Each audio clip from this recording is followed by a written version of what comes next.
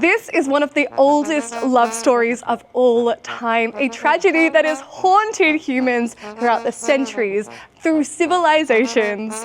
Join me today at Hadestown, and whatever you do, don't look back.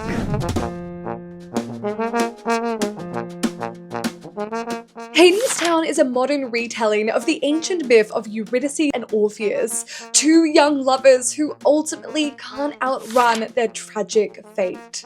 In the original tale, I think hope is the center of the story. We always need to hold on to hope, even in our failures, and constantly learn from it. How far to which we go for love is at the crux of this story. I haven't gone to the underworld, but I have gone to some really dodgy alleyways.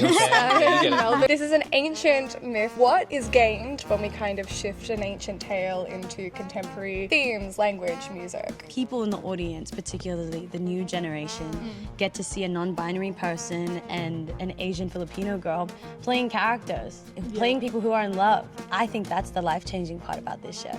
Yeah, you ate that.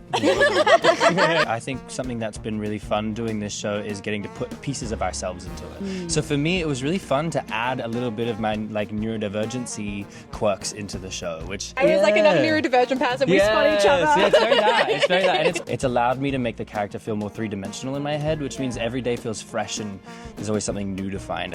It's stories about ancient gods that we feel like we can't touch, but it's also very deeply human. Right? I mean, that's how they tried to explain the world back then. They created the whole mythos of the Greek pantheon just so that they could figure out what is going on. And that's what we're still trying to do when we create art and when we make kind of stuff. We're just trying to make sense of all of this. Like people sitting in the audience, the reason why they're so at the edge of their seat every time they come and watch is because everybody inside of them has that hope.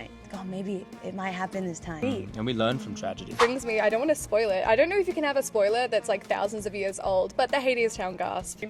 What do audiences need to prepare for? This show will throw a lot at you. This show holds a mirror up to society.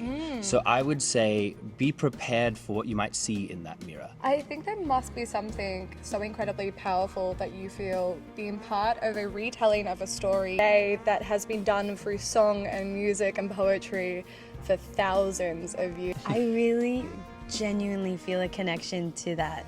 When you sing Flowers, which is Eurydice's solo song, you are echoing every single one of the thousands of voices of Eurydice. Yeah. That is legendary. So that was our first day of rehearsals. We were learning the opening number, and there's this moment that they call the cosmic stare. Abby and I were looking at each other, and we've just felt something, tingles rushed through the body, and boom. The hairs stood on the back of my neck. There was something about it, and it felt like that thousands of years of this story just came to us in that moment.